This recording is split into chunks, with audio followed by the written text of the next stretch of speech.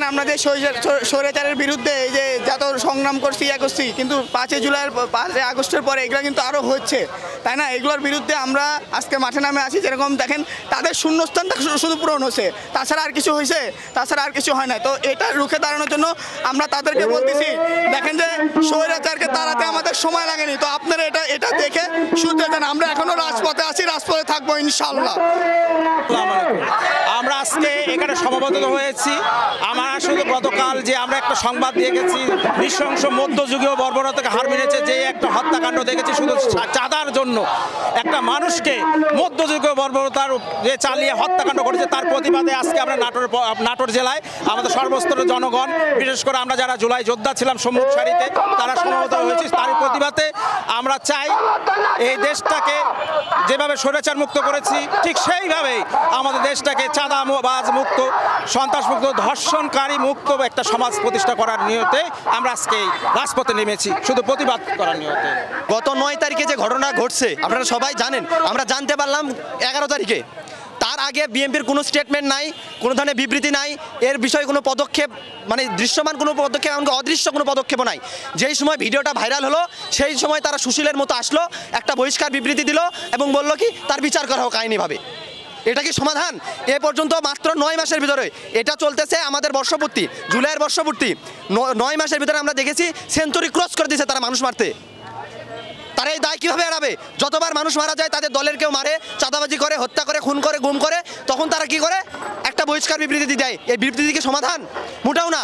তারা বিচার করবে দলের ভিতরে, যখন একজন লোক অপরাধ করবে তার নিজের আগে বিচার করবে বা এটা নিয়ে একটা ব্যবস্থা গ্রহণ করবে। তারা নিজেরা তুলে দেবে আইনের হাতে যে আমাদের দলের লোক এই করছে, আপনারা বিচার করেন। তা না করে তারা চুপ মেরে বসে থাকে। যখন দেখে যে মানুষজন জেনে গেছে, এটা নিয়ে কথা উঠতেছে, প্রতিবাদ হচ্ছে, তখন সুশীলদের মতো আসে, আমরা এনাকে বহিষ্কার করলাম। আপনার বহিষ্কার আমরা নিব না, আপনি ওনাকে আইনের হাতে তুলে দেওয়ার ব্যবস্থা করেন। আপনি এই বিবৃতি না দিয়ে ওকে যদি ধরে নিয়ে থানায় দিতেন আমরা তাও মানতে পারতাম। ঠিক এই কাজটা এর আগে করতো আওয়ামী লীগ। আপনারা দেখেছেন যখন আবু সাইদ ভাইকে মারা হলো, মারার পর হাসিনা অনুদান পাঠালো।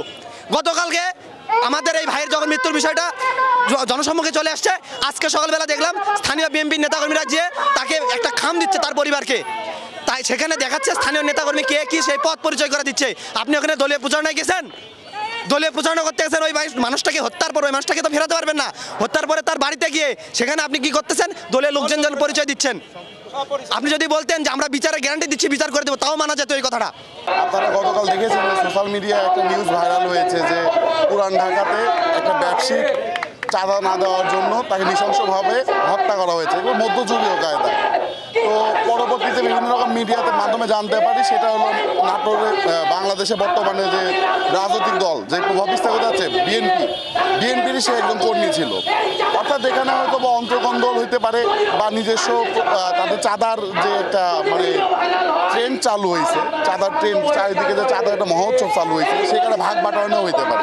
সেই বিষয়ে আমরা যাচ্ছি না, সেখানে কিন্তু একটা মানে মব জাস্টিস হয়েছে, এর বিরুদ্ধে আমরা প্রতিবাদ করতেছি। আমরা চাই না যে বাংলাদেশের কোথাও চাঁদা বা যে কোনো বিষয়ে কোনো মব জাস্টিস হোক। আমরা চাই না যে কোনো মানুষ বিনা বিচারে খুন হোক। যেই খুন হয়েছে সে যে দলেরই হোক, সে হোক বিএনপি হোক জামাতে, যে দলেরই হোক, সে নৃশংসভাবে খুনের এর বিরুদ্ধে আমরা প্রতিবাদ করছি। আমরা চাই না যে চাঁদাবাজেরা গোটা বাংলাদেশে আবার পুনরায় পুনর্জীবিত হোক। আমরা এর বিরুদ্ধে সবসময় মাঠে নেমে থাকবো। আপনারা মনে করতে পারেন যে আমরা সংখ্যায় অল্প, আপনারা জুলাইয়ের দিকে লক্ষ্য রাখেন, 10 জুলাই 14 জুলাই আমরা সংখ্যা অল্পই ছিলাম, কিন্তু 18 জুলাই নাটোরে গণজাগরণ হয়েছিল। কারণ আমাদের সহ্যের ক্ষমতা যদি দেখতে থাকে, বর্তমান যে যারা মনে করতেছে আমরা ক্ষমতা চলে যাব, তারা যদি আমাদের সহ্য ক্ষমতা দেখতে থাকে, একদিনের সহ্য ক্ষমতা আমাদের ভেঙে গেলে এই বাংলাদেশের ছাত্র জনতা কি করতে পারে সেটা আবার হাসিনার ক্ষেত্রে যা হয়েছে তার সাথে ডাবল করে আমরা দেখিয়ে দেবো ইনশাল্লাহ। আসসালামু আলাইকুম, আমি মাহফুজা বুশরা, বৈষম্যবিরোধী ছাত্র আন্দোলন নাটোর জেলার মুখপাত্র। আমাদের আজকের আন্দোলনটা হচ্ছে কালকে গত 5 দিন আগে যে যুব দলের ছেলেরা একটা আমাদের ব্যবসায়ী ভাইকে খুন করে মেরে ফেললো, তাও আবার পাথর দেব না, এটা একটা জাহিলিয়াতের যুগের সমান হয়ে যাচ্ছে। আমাদের যুগ তো এমন না, আমরা বৈষম্যের শিকার থেকে আমরা উঠে আসছি 24 আন্দোলনের মাধ্যমে। সেখানে আজকে আমাদেরকে কেন এই ধরনের করা হচ্ছে? আমরা তো রাস্তায় নেমে আমাদের স্বাধীনতা অর্জন করেছি, কিন্তু সেখানে আমাদের স্বাধীনতা নাই।